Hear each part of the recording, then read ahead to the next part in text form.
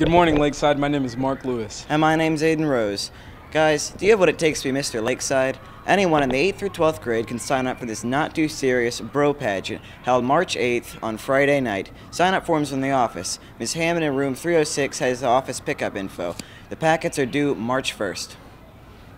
Now check out this segment by Chloe Porter and Ainsley Rottinghaus. Are you smarter than a 5th grader?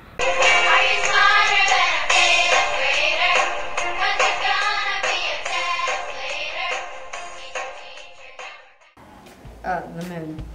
Nice. The moon. The gravity on the moon. On the moon. The gravitational pull.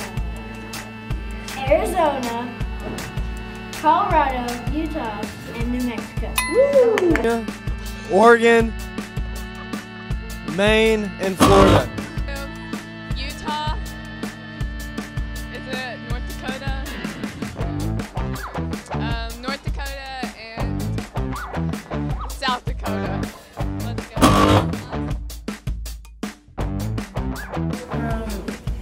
United States, Canada, and United States, Canada, and Mexico. Canada, North America, and South America.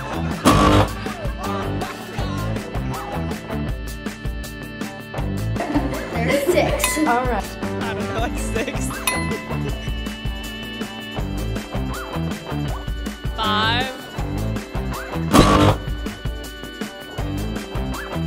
George Washington. George Washington. Okay, I know it's like supposed to be George Washington, but like it really isn't. It's like another guy. I don't know his name. Are you smarter than a 5th grader? That was good. That was good. Basketball tryouts are in the complex on March 14th. You must have a physical. Lunch visit from a recruiter from Images Everywhere will be held on February 27th. Contact Mrs. Stratton for more details. Let's take a look at Dalton Waits, aka DChanz, and his science fair project that's going to regionals. Alright, my name is Dalton Waits, also go by DChanz. My project is on the music emotion scale project. I know it don't look like a lot, but I put a lot of thought and effort into it and the research and stuff. So basically, I created 3 scales in order for me to put songs on, which is the beat scale, the dark scale, and the happy and sad scale. The beat scale is like how good the beat is. The better the beat is, the higher the number. The dark scale, the darker the beat, the higher the number. And the happy sad scale from 0 to 5 is sad, and the lower the number, the sadder it is. And from 5.1 to 10 is happy, and the higher the number, the happier it is. He had to actually come up and create a quantitative scale, something that could be measured with music. So he was actually coming up with some sort of quantitative measure for something that there was not a measure for. And so what I did is I went through 10 songs, and basically every song I listened to it and I rated it, and then I also have my friends do the same thing and I averaged out the numbers. So for example, on Sicko Mode by Travis Scott with Drake, the beat scale, it was 8.8 because it was at 150 tempo, but the beat was really good made and it had a lot of changes, so I put it around like 8.8. The dark scale 6.0 because it did have a lot of dark vibes, but majority of it was just an upbeat, let's get lit song. And the sad happy scale, sad was at 4.99 and happy was at 9.7 because the song is not sad at all, but it's really happy and it gets you lifted and you want to party and get turned.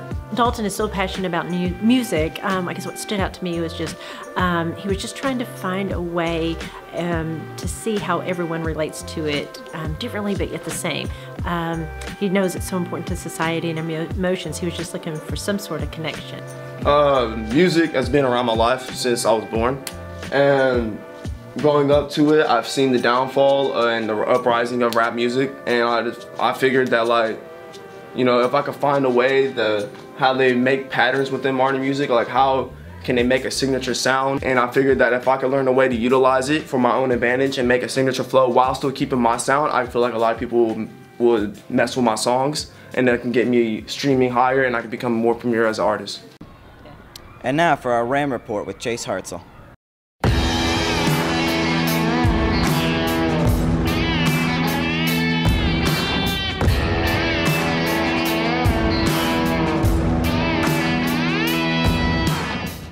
Hello and welcome to the Ram Report. I'm your host Chase Hartsell. We've got some more sports highlights for you from Ram Athletics this week. We're going to start off with the highlights from the boys basketball game against Lake Hamilton back on January 9th.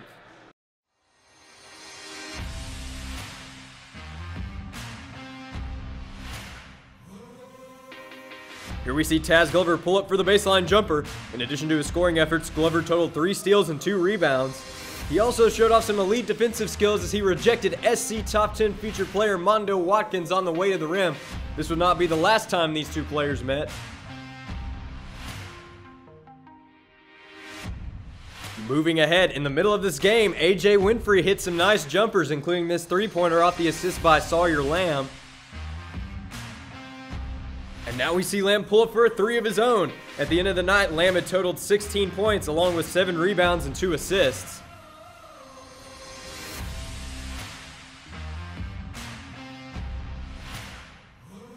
Here we see Glover reject Watkins again. However, he and the Rams were unable to contain the Wolves in the end. Your final score in this one is Lake Hamilton 55, Lakeside 37. Now we're going to move on to the highlights from the girls basketball game against Sheridan on January 15th.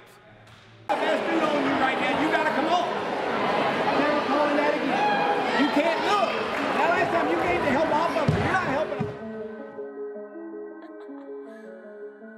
Here's Miller Dickerson with the putback. She controlled the paint all night long against the Lady Yellow Jackets. And now Chloe Porter takes it the other way and hits the contested lay-in.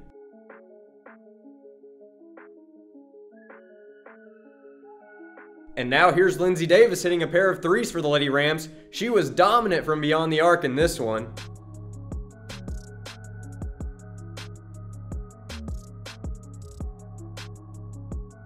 Adachi Abakati was also getting it done down low for Lakeside. And now Erica Bittinger hits a contested 3-point buzzer beater to end the half on a high note. Moving on to the second half, Ashton Patrick takes it across the floor and lays it up over the Sheridan defender. She's put together an impressive senior campaign.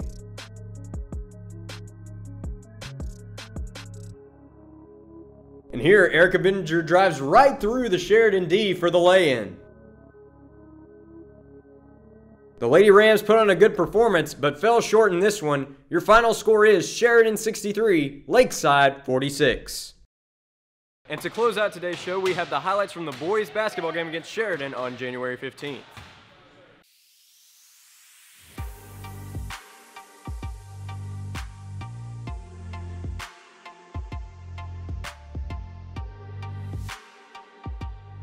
Starting off, we see Sawyer Lamb with a couple of his trademark pull-up jumpers.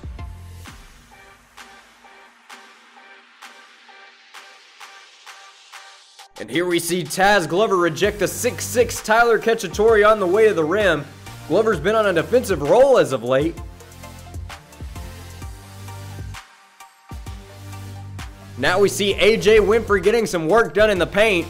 Winfrey's put together a notable junior campaign thus far. Now we see Tyree Glover fighting through some tough D on the interior for a lay-in. Some contention from the Sheridan defense wasn't enough to stop him on this night. Despite these efforts, the Yellow Jackets were just able to hold off the Rams in this one. Your final score is Sheridan 55, Lakeside 45. We thank you for tuning in to the Ram Report. I'm your host, Chase Hartsell, signing off. Have a great week, everybody.